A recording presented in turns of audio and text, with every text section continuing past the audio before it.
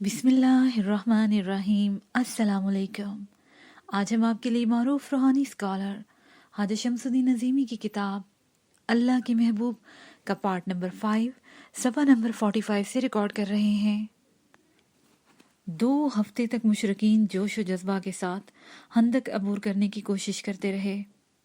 اکثر نڈر اور جانباز گھڑ سوار خندق ناپنے کی جسارت میں خندق میں گر کر ہلاک ہو گئے، اور اگر کوئی خندق عبور کر گیا تو مجاہدین نے اس کا کام تمام کر دیا۔ مسلمان تیر انداز انہیں خندق سے دور رکھا گیا۔ مسلمان تیر اندازوں نے انہیں خندق سے دور رکھا۔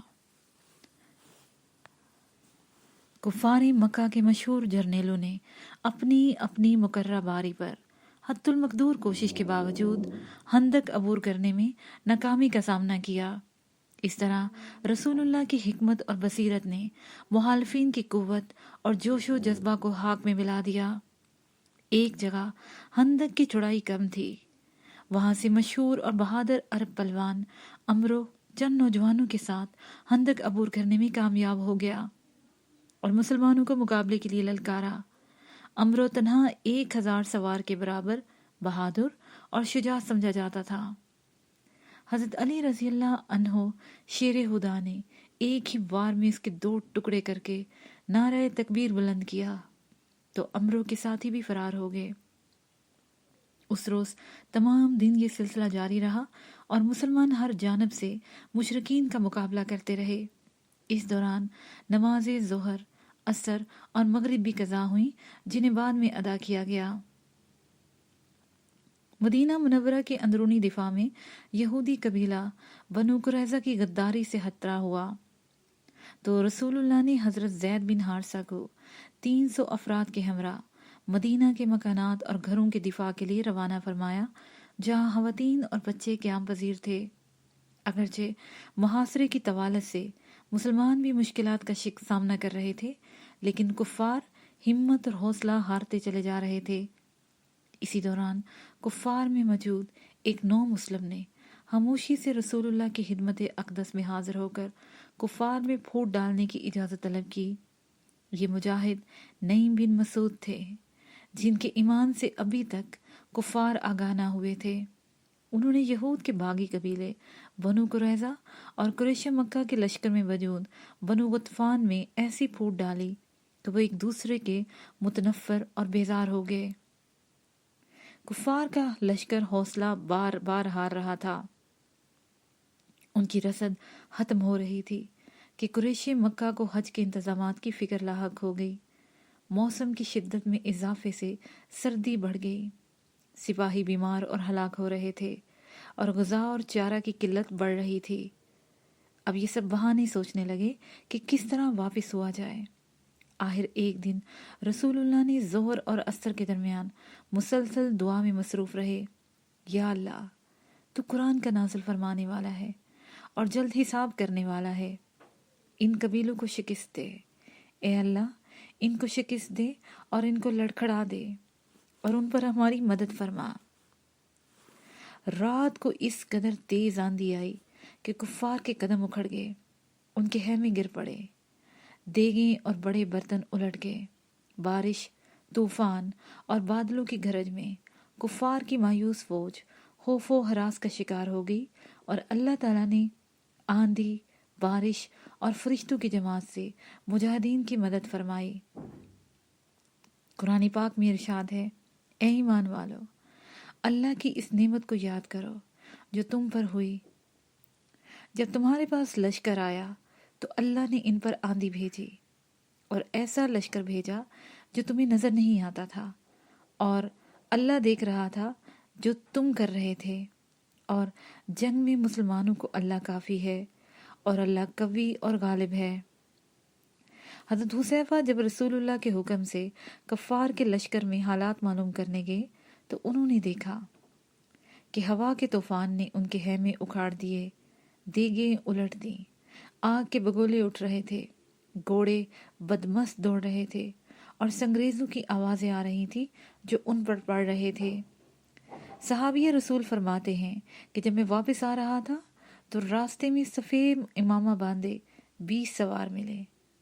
انہوں نے مجھ سے کہا، تم اپنے آقا کو خبر دے دو کہ حق کے تعالیٰ نے کفار کے لشکر سے رسول اللہ کو نجات دی۔ میں نے رسول اللہ کے پاس پہنچ کر ان کو یہ بتایا تو آپ نے بھی نماز مکمل کر کے تبسم فرمایا اور مجھے بشارت دی۔ جب آندھی، آگ اور بارش کا یہ طوفان بجلی کی چمک اور کڑک میں عروج پر پہنچا اور لشکر تباہ و برباد ہوتا نظر آیا تو ابو سفیان نے عجلت میں جلسہ کیا، حالات بیان کر کے خود ہی جلدی میں فیصلہ سنایا کہ میں تو گھر جا رہا ہوں، تم بھی سفر کرو، اور سیدھا اپنے اونٹ کے پاس آیا اور بدحواسی میں اسے مارنا شروع کر دیا کہ وہ اٹھ کھڑا ہوا، حالانکہ اس کے پیر بندھے ہوئے تھے اور وہ اٹھ نہ سکتا تھا۔ ایک دوسرے آدمی نے اونٹ کے پیر کھولے تو وہ اٹھنے کے قابل ہوا۔ اس طرح قریش اور حلیف قبائل ناکام واپس لوٹ گئے۔ جب صبح صادق نے رات کو پردہ چاک کیا تو مجاہدین نے دیکھا کہ مدینہ سے دشمنوں کا ناپاک وجود صاف ہو چکا ہے۔ مسلمان مدینہ منورہ لوٹ گئے اور اللہ تعالیٰ کا شکر بجا لائے۔ رسول اللہ نے اس موقع پر فرمایا، اب قریش کی لڑائیاں ختم ہو گئیں، آئندہ ہم ان پر چڑھائی کریں گے۔ کفار کے لوٹ جانے کے بعد حضرت جبرائیل رسول اللہ کی خدمت میں حاضر ہوئے اور غزوہ خندق کے دوران مدینہ منورہ میں موجود یہودی قبیلہ بنو قریظہ کی وعدہ خلافی اور بغاوت کی بنا پر اللہ کا حکم سنایا اور کہا، آپ صلی اللہ علیہ وآلہ وسلم نے تو ہتھیار اتار دیے مگر ہم نے ابھی تک نہیں اتارے، چلیے اللہ تعالیٰ آپ کو حکم فرماتا ہے کہ بنو قریظہ کی طرف چلیں۔ اس کے بعد رسول صلی اللہ علیہ وآلہ وسلم نے حضرت بلال کو حکم دیا کہ وہ مدینہ میں اعلان کر دیں اور کہہ دیں کہ اے خدا کے شہ سوار ہو جاؤ، اور ان کو بتا دو کہ جو خدا کے حکم کا فرما بردار اور جاننے والا ہے اسے چاہیے کہ نماز عصر بنو قریظہ پہنچنے سے پہلے نہ پڑھے۔ آپ صلی اللہ علیہ وآلہ وسلم نے حضرت علی کو جھنڈا دیا۔ آپ کی دائیں طرف حضرت ابوبکر صدیق اور بائیں طرف حضرت عمر فاروق تھے۔ انصار و مہاجرین پر مشتمل یہ لشکر شام تک بنی قریظہ پہنچا اور روایت ہے کہ 15 یا 25 روز محاصرہ رہا۔ بلاخر بنو قریظہ نے مجبوراً ہتھیار ڈال دیے اور حضرت سعد بن معاذ نے طرفین سے عہد و پیمان کے بعد یہود کی اپنی کتاب تورات کے مطابق فیصلہ سنا دیا۔ رسول اللہ نے حضرت سعد سے فرمایا کہ تم نے حکم الہی کے مطابق فیصلہ کیا ہے۔ چونکہ یہ فیصلہ تورات کے عین مطابق تھا اس لیے یہودیوں کو قبول کرنا پڑا۔ چند یہودیوں نے ایمان قبول کیا اور انہیں امان دی گئی، اگرچہ سردار قریظہ کعب بن اسد نے اپنی قوم سے پہلے بھی یہ کہا تھا کہ اے گروہ یہود، رسول اللہ پر ایمان لاؤ، کیونکہ یہ خدا کے وہی رسول ہیں جن کے اوصاف تورات میں بتائے گئے ہیں، اور تم بھی جانتے ہو کہ یہ وہی نبی آخر زماں ہیں۔ ہم نے ان کی تکذیب اور ان کا انکار حسد اور انات کی بنا پر کیا ہے کہ یہ بنی اسرائیل میں سے نہیں۔ اگر تم ایمان لے آؤ تو تمہارے اموال اور جان سب پر سلامتی رہے گی۔ آج اس موقع پر جب بنو قریظہ کے افراد مارے جا رہے تھے تو رسول اللہ نے کعب سے فرمایا، اے کعب، ایمان لیا، تو خوب جانتا ہے کہ میں رسول برحق ہوں۔ کعب نے کہا، میں آپ کی تصدیق تو کرتا اور آپ کی اطاعت کرتا، لیکن اس شرم سے کہ لوگ کہیں گے کہ جان کے خوف سے عاجز ہو کر مسلمان ہو گیا، میں دین یہود پر مرتا ہوں۔ تمام خواتین اور حضرات جن پر رسول اللہ کی روحانی تعلیمات عام کرنے کی ذمہ داری ہے، اور وہ خواتین و حضرات جنہیں حضور صلی اللہ علیہ وآلہ وسلم سے محبت کا دعویٰ ہے، اور تمام مسلمان خواتین اور مسلمان مرد جو رسول پاک کے امتی ہونے کا دعویٰ کرتے ہیں، سب بلا شبہ خوش بخت اور سعید ہیں۔ لیکن اس خوش بختی، سعادت اور دنیا اور آخرت کی خوشیاں حاصل کرنے کے لیے ہم سب پر لازم ہے کہ ہم رسول اللہ کی تعلیمات اور اخلاق حسنہ پر عمل کر کے پہلے خود اپنی اصلاح کریں اور پھر اپنے بہن بھائیوں میں رسول اللہ کی تعلیمات پھیلائیں، یہاں تک کہ ہم کامیاب ہو جائیں۔ دنیا اسلام میں جس محبت، ایثار اور عشق کے ساتھ رسول اللہ کے مسعود و مبارک میلاد کو منایا جاتا ہے، بلا شبہ وہ بہت بڑی سعادت ہے۔ اللہ تعالیٰ ہمیں صراط مستقیم پر قائم ہونے کی توفیق عطا فرمائے۔ ہم دنیاوی اور سائنسی علوم سیکھنے کے ساتھ ساتھ رسول اللہ کو اللہ تعالیٰ کے براہ راست عطا کردہ علوم بھی سیکھیں۔ یہ وہ علوم ہیں جو رسول پاک کو غار حرا میں مراقبہ کے نتیجے میں اللہ تعالیٰ کی طرف سے ودیعت کیے گئے۔ ہر شخص جانتا ہے کہ مادی وجود میں کوئی حرکت نہیں ہوتی۔ جس فرد پر موت وارد ہو جاتی ہے وہ مادی وجود اور جسمانی نظام کے موجود ہوتے ہوئے بھی کسی قسم کی کوئی حرکت نہیں کر سکتا۔ لہٰذا ضروری ہے کہ رسول پاک کے امتی اس حقیقت کا ادراک اور مشاہدہ کر لیں کہ انسانی زندگی کا دار و مدار جسمانی نظام پر نہیں بلکہ جسمانی نظام کو متحرک رکھنے والی روح پر ہے۔ اس بات کو رسول اللہ نے اس طرح فرمایا ہے: جس نے اپنی روح کو پہچان لیا اس نے اپنے رب کو پہچان لیا، اور جس نے اپنے رب کو پہچان لیا اس نے غیب کی دنیا کا ادراک کر لیا۔ اللہ کے محبوب، اللہ تعالیٰ نے اپنے محبوب بندے حضرت محمد صلی اللہ علیہ وآلہ وسلم کو جو مقام عطا کیا ہے وہ ازل تا ابد تک قائم رہے گا۔ اللہ تعالیٰ کسی بندے کو اپنی جتنی عطا فرما سکتے تھے، اللہ تعالیٰ نے نعمتیں اپنے حبیب حضرت محمد صلی اللہ علیہ وآلہ وسلم پر تمام کی ہیں۔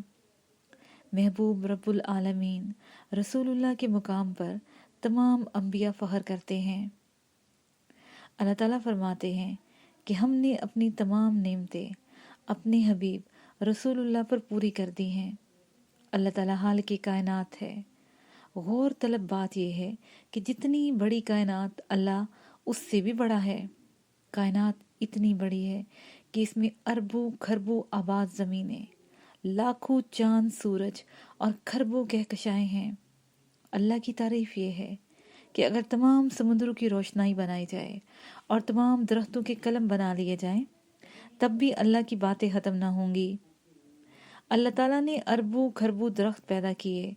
اگر حساب لگائیں کہ ایک بڑے درخت میں سے کتنے قلم بن سکتے ہیں، سارے درختوں کے قلم بنائے جائیں اور سارے سمندروں کی روشنائی بنائی جائے تب بھی اللہ کی باتیں پوری نہیں ہوں گی۔ البتہ اربوں آنکھوں، درخت اور بے شمار سمندر ختم ہو جائیں گے، لیکن اللہ کے کلمات اور نعمتوں کا شمار نہیں ہو سکتا۔ اللہ کی تعریف بیان کرنے کے لیے انسانی شعور میں سکت نہیں ہے۔ اللہ کی نعمتیں شمار نہیں کی جا سکتی، لیکن اللہ تعالیٰ نے اپنے حبیب محمد صلی اللہ علیہ وآلہ وسلم پر اپنی نعمتیں تمام کی ہیں۔ اس سے رسول اللہ کی عظمت کا اندازہ لگایا جا سکتا ہے۔ اللہ تعالیٰ نے یہ ساری کائنات رسول اللہ کے تعارف کے لیے بنائی اور اس دنیا میں 1,24,000 پیغمبر بھیجے۔ 1,24,000 پیغمبروں نے ان تعلیمات کے ساتھ ساتھ کسی نہ کسی عنوان سے ایک اور بات ضرور کہی کہ میرے بعد آخر میں ایک اور نجات دہندہ آئے گا، اور یہ سلسلہ رسول اللہ پر ختم ہوا۔ یعنی 1,24,000 پیغمبر نکارہ بجا کر یہ اعلان کرتے رہے کہ محمد صلی اللہ علیہ وآلہ وسلم آئیں گے۔ کسی نے آپ کا کوئی نام بتایا، کسی نے نجات دہندہ کہا اور کسی نے فارکلیت رکھا۔ سب کا مقصد اور منتہا حضور پاک صلی اللہ علیہ وآلہ وسلم کی ذات گرامی تھا۔ اللہ تعالیٰ نے اپنے ان پیغمبروں کے ذریعے اپنے رسول صلی اللہ علیہ وآلہ وسلم کا تعارف کرایا۔ پیغمبروں کے مبعوث ہونے کے درمیان کتنا وقفہ رہا ہے۔ حضرت عیسیٰ 2000 سال پہلے تشریف لائے تھے اور ان کے 500 سال بعد رسول اللہ تشریف لائے۔ رسول اللہ اور حضرت عیسیٰ کے درمیان 500 سال کا وقفہ رہا۔ اگر 1,24,000 لوگ اگر 1,24,000 کو 500 سے ضرب دی جائے اگر 1,24,000 کو 500 سے ضرب دی جائے تو تقریباً اتنے عرصے تک اللہ تعالیٰ کو اس آباد دنیا کو بنا سجا کر رکھا، اور ہر 500 یا 1000 سال بعد اللہ تعالیٰ نے ایک پیغمبر اس لیے بھیجا کہ نوع انسانی کو معلوم ہو جائے کہ اللہ کا حبیب آ رہا ہے۔ 1,24,000 پیغمبروں کے مابین کروڑوں سال بنتے ہیں۔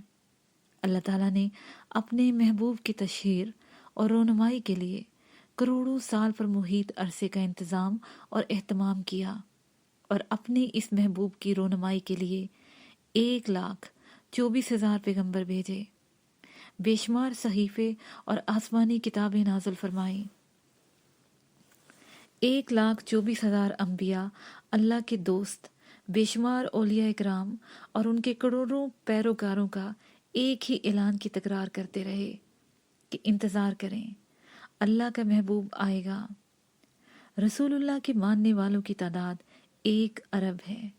1,24,000 انبیاء کے ماننے والوں کی مجموعی تعداد کا اندازہ یا شمار کیا جائے تو یہ حساب و کتاب ایک ناممکن عمل ہے۔ کوئی شخص آپ کو وہ تعداد نہیں بتا سکتا جس کے ذریعے اللہ تعالیٰ نے اپنے محبوب کی آمد کا اعلان کیا۔ کمپیوٹر سے بھی انسان کی علمی استعداد کے مطابق ہی حساب کیا جا سکتا ہے، جو زیادہ سے زیادہ ارب، کھرب اور سنک در سنک ہے۔ انسانی شماریات کا کوئی ایسا طریقہ نہیں ہے جس سے یہ کہا جا سکے کہ اللہ تعالیٰ نے اپنے محبوب کی آمد کا اعلان کتنے افراد سے کروایا ہے۔ سیدنا حضور صلی اللہ علیہ وآلہ وسلم نے 1,24,000 انبیاء کی روایات کو قائم رکھا اور اللہ کی توحید اور اچھائی اور برائی کا پرچار کیا، اور بت پرستی، جھوٹ، لڑائی اور فساد سے منع فرمایا۔ رسول اللہ نے ہر وہ بات فرمائی جو 1,24,000 انبیاء نے کی، لیکن ایک بات نہیں دہرائی کہ میرے بعد کوئی اور نجات دہندہ بھی آئے گا، بلکہ اللہ کی آواز میں رسول اللہ نے واشگاف انداز میں فرمایا کہ وہ خاتم النبیین ہیں۔ آپ کے ساتھ ہی نبوت کا سلسلہ ختم ہو گیا اور اب کوئی نبی نہیں آئے گا۔ کروڑوں سال اللہ تعالیٰ نے یہ اعلان کرا دیا ہے۔ اللہ کے محبوب صلی اللہ علیہ وآلہ وسلم دنیا میں آنے والے ہیں۔ یہ اعلان اس لیے ہوتا رہا کہ انسانوں کے اندر رسول اللہ کو جاننے، ماننے اور پہچاننے کا شعور بیدار ہو جائے۔ اللہ تعالیٰ نے رسول اللہ کا نام محمد رکھا۔ محمد کے معنی ہے تعریف کیا ہوا۔ حضور پاک کی ساری زندگی تعریف شدہ ہے، اور کائنات میں صرف نبی کریم صادق اور امین سیدنا رسول صلی اللہ علیہ وآلہ وسلم ایک ایسی ہستی ہیں جن کی تعریف خود اللہ تعالیٰ نے کی ہے۔ اللہ تعالیٰ فرماتے ہیں، اور ہم نے اپنے محبوب بندے کو اپنا قرب اور وصل عطا کیا ہے، اور اپنے محبوب سے راز و نیاز کی باتیں کی۔ یہ ہاب و خیال نہیں، بلکہ ہمارے محبوب نے جو دیکھا اور سنا اور سب حقیقت ہے۔ میرے آقا کے لیے کروڑوں سال سے 1,24,000 پیغمبر اس بات کا اعلان کرتے رہے کہ اللہ کا بندہ آئے گا، اور نوع انسانی کے شعور کو اس بات کے لیے تیار کرتے رہے کہ اللہ کا بندہ آنے والا ہے۔ جب یہ کام پورا ہو گیا تو اللہ کے حبیب تشریف لے آئے۔ 1500 سال میں رسول اللہ کی تعریف اور توصیف میں ہزاروں کتابیں، لاکھوں صفحات اور اربوں کھربوں الفاظ لکھے گئے اور قیامت تک لکھے جاتے رہیں گے۔ اللہ تعالیٰ نے اپنے محبوب اور ان پڑھ رسول کی شان اس طرح بیان فرمائی کہ رسول اللہ کی بلند تر تعریف اور توصیف قرآن پاک میں موجود ہے۔ 1500 سال سے قرآن پاک کی تفاسیر لکھی جا رہی ہیں۔ ہر آدمی جو قرآن پاک کو سمجھنے کی کوشش کر کے اس کی تفسیر لکھنے کی صحیح کرتا ہے، اور جتنی گہرائی میں وہ قرآن پاک پر تفکر کرتا ہے، उतना ही कुरान पाक के अनवारात से उसका दिमाग रोशन हो जाता है और बिलाहिर वो आदमी उन रोशनियों और अनवार से मामूर होकर गुमसुम इस दुनिया से चला जाता है। हम मुसलमान एक ज़ीशान पैगंबर सल्लल्लाहु अलैहि वसल्लम के उम्मती हैं और रसूलुल्लाह हमारा वसीला है। ये हमारा इफ्तिहार है कि हम अल्लाह के महबूब और बरगज़ीदा बंदे की उम्मत बने हैं। जिस महबूब के तारफ़ के लिए अल्लाह ताला ने 1,24,000 पैगंबर भेजे, मुसलमानों ने इस निस्बत और नेमत का कितना एहतराम किया और हमने इस नेमत और कुरान से कितना फ़ायदा उठाया। ये लम्हा फ़िक्रिया है। रसूलुल्लाह की पैदाइश से बेसत तक और बेसत से वसाल तक ज़िंदगी एक खुली किताब है। आपकी हयात मुबारका और सीरत तैयबा की कोई बात महफी नहीं है। रसूलुल्लाह ने जो कुछ फरमाया वो हम सब ने भी सुना और सबको ज़ुबानी याद भी है, लेकिन उम्मत मुसलमान ने आपकी सीरत मुबारका को अपनी अमली ज़िंदगी में कितना अपनाया है और कुरान पाक की सूरत में मौजूद आप रसूलुल्लाह की नेमत से क्या फ़ायदा उठाया है। इसका अंदाज़ा आज मुसलमानों की हालत ज़ार देखकर बाआसानी हो जाता है। मुसलमान दुनिया की पस्त तरीन कौम शुमार होती है।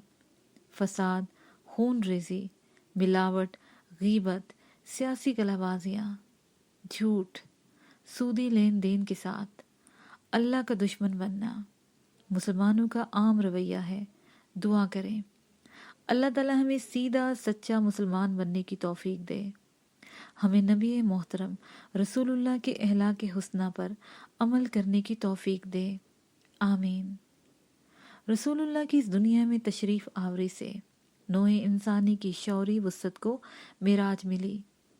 अगर हम रसूलुल्लाह की ज़िंदगी पर गौर करें और रसूलुल्लाह की पैदाइश से लेकर शौर की पुख्तगी तक ज़िंदगी को कदर एहतसार से बयान करें तो हमें मालूम होगा कि रसूलुल्लाह ने हमेशा अल्लाह की आयात और निशानियों पर गौर फ़िक्र किया और मुसलमानों को यही दरस दिया है।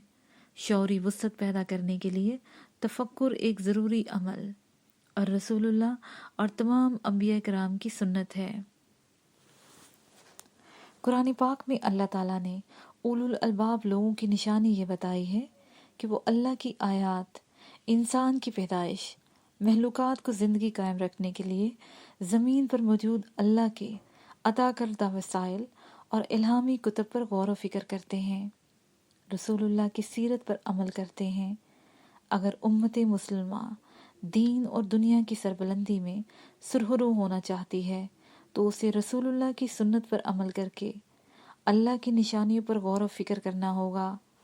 कुरान पाक में इरशाद है कि अल्लाह ने समावात, ज़मीन और उनमें मौजूद वसाइल और चीज़ें इंसान के लिए मुसख्खर कर दी हैं। ए मेरी कौम, मेरे आका रसूल सल्लल्लाहु अलैहि वसल्लम की उम्मत की बदनसीबी है कि वो आज इस अजीम नेमत से महरूम हो गए हैं जो उम्मत की हैसियत से हमारा विरसा है। तमाम अंबिया की तालीमात में ये बात शामिल रही है कि हमारे बाद अल्लाह ताला का एक खास बंदा और नोए इंसानी का निजात दहिंदा आएगा। यहाँ तक कि रसूलुल्लाह तशरीफ़ ले आए। आपने अंबिया साबकीन के लिए फरमाया कि मैं कोई नई बात नहीं कर रहा हूँ, मैं वही बात कर रहा हूँ जो अंबिया ने फरमाई है। आपने सिर्फ ये नहीं फरमाया कि मेरे बाद कोई नबी आएगा।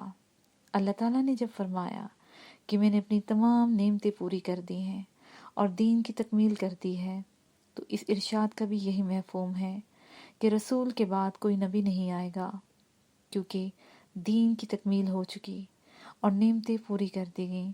हमारे ऊपर अल्लाह का खुसूसी इनाम है कि हम अल्लाह के महबूब सल्लल्लाहु अलैहि वसल्लम की उम्मती हैं। मुसलमान एक ऐसी मुबारक हस्ती की उम्मती हैं जिनको अल्लाह ताला ने मिराज में अपने कुर्ब से नवाजा और राज़ नियाज की बातें की। मुसलमान आज उनकी उम्मत होने के दावेदार तो होते हैं, लेकिन कुरान पाक मौजूद होते हुए भी ان پر غور و فکر اور عمل نہیں کرتے۔ رسول اللہ کا یوم میلاد ہمیں اس طرح متوجہ کرتا ہے کہ ہم رسول اللہ کی زندگی پر غور و فکر کر کے اس پر عمل کریں، لیکن جب مسلمان آپ کی زندگی پر غور و فکر ہی نہیں کرتے تو عمل کیسے کریں گے؟ اس دنیا میں جتنے بھی انبیاء کرام تشریف لائے اور جتنی بھی الہامی کتابیں نازل ہوئیں اور قرآن پاک میں جتنے بھی انبیاء کرام کے قصص موجود ہیں، ان سب میں ایک بات تسلسل سے ملے گی کہ تمام انبیاء کرام کی طرز فکر ایک ہے۔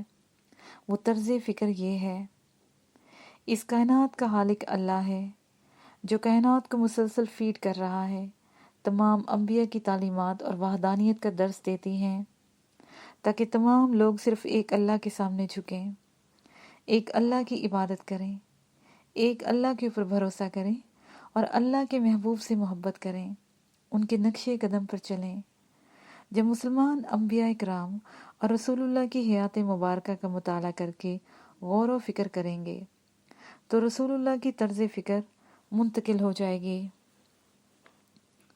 اگر ہمیں رسول اللہ کی طرز فکر منتقل ہو جائے تو رسول اللہ کی امتی ہونے کی حیثیت سے ہم اللہ کا تعارف حاصل کر لیں گے۔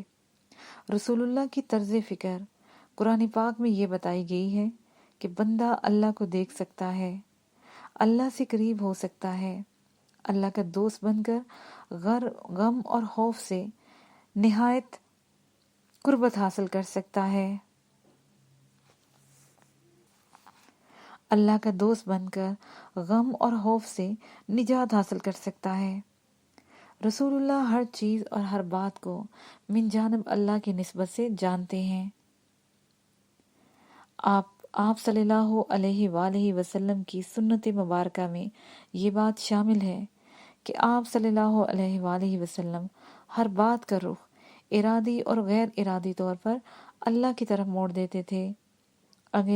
اگر ہمیں رسول اللہ کی یہ طرز فکر حاصل ہو جائے کہ ہم ہر بات کا رخ اللہ تعالیٰ کی طرف موڑ دیں تو مسلمان کو اللہ کی دوستی کا شرف مل جائے گا، اور جب اللہ سے دوستی ہو جائے گی تو توہمات، تفکرات، پریشانیوں اور وسوسوں سے نجات مل جائے گی۔ رسول اللہ کی طرز فکر یہ ہے کہ سب کچھ اللہ کی طرف سے ہے، سب کچھ وقت معینہ کے بعد اللہ کی طرف لوٹ جائے گا۔ نسخہ کیمیا: نوع انسانی کو دیگر مخلوقات سے افضل اور مشرف کرنے کے لیے اللہ تعالیٰ نے اس دنیا میں اپنے برگزیدہ بندے بھیجے۔ ان برگزیدہ بندوں یعنی انبیاء کرام نے انسان کو اچھائی اور برائی کا تصور عطا کیا۔ اس تصور کے ساتھ ساتھ انہوں نے اس بات کی تلقین بھی فرمائی کہ انسان کا بحیثیت مخلوق اللہ تعالیٰ سے ایک خاص تعلق ہے، اور یہ خصوصی تعلق اس طرح قائم ہو سکتا ہے جب انسان دیگر مخلوقات کے مقابلے میں اپنے لیے ایک الگ اور ممتاز حیثیت کا ادراک پیدا کر لے۔ اللہ تعالیٰ کی معرفت، قربت اور راز و نیاز کو جو وصف انسان کو ملا ہے وہ چونکہ اللہ تعالیٰ کی معرفت کا یہ شرف انسان کے علاوہ کسی اور کو منتقل نہیں ہوا، اس لیے انسان اور دیگر مخلوقات کے درمیان ایک حد فاصل قائم کرنے کے لیے انسان کو اچھائی اور برائی کا تصور منتقل کیا گیا ہے، جبکہ زمین پر جتنی بھی دیگر مخلوقات ہیں ان میں اچھائی یا برائی کا تصور موجود نہیں۔ جیسے اللہ تعالیٰ نے بکری یا گائے کے اندر اچھائی یا برائی کا تصور قائم نہیں کیا، اس لیے وہ نکاح سے مبرہ ہیں۔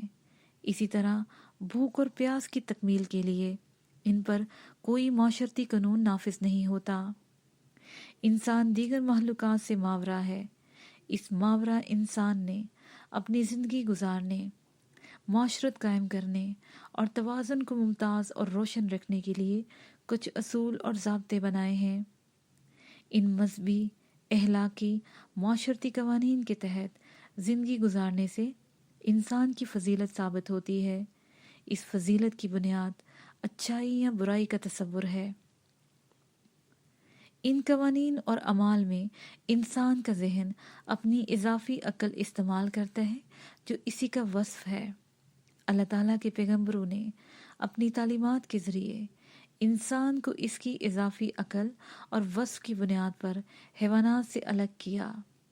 انبیاء کی تعلیمات کا بنیادی مقصد یہ ہے کہ انسان اپنی معاشرت اس طرح قائم کرے کہ آپس میں محبت، اخوت اور بھائی چارہ برادری سسٹم قائم کرے، لوگ ایک گھرانے کی طرح زندگی بسر کریں، کسی کی حق تلفی نہ ہو اور ہر ایک اپنے حقوق حاصل کرے۔ اس طرح وہ خود بھی خوش و خرم زندگی گزارے اور اس کے دیگر بھائی بھی خوش و خرم رہیں۔ جو اپنے لیے پسند کرے وہی اپنے بھائی کے لیے پسند کرے۔ اس کے ساتھ ہی یہ پارٹ اپنے اختتام کو پہنچا۔